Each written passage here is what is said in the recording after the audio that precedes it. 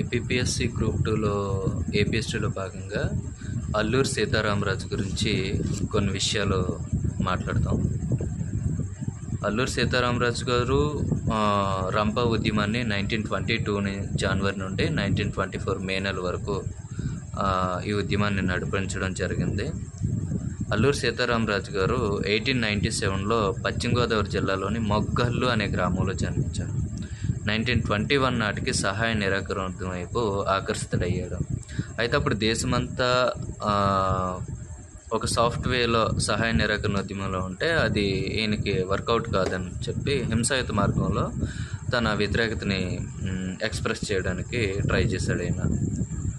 Okay, next ఈయన చిట్టగాంగ్ వెళ్ళి అక్కడ ఉద్యమం ఎలా జరుగుతుంది ఏంటనేది ఐడెంటిఫై చేసి వచ్చి ఇక్కడ చింతపల్లి దగ్గర అటాక్ ఇచ్చాడు అనమాట.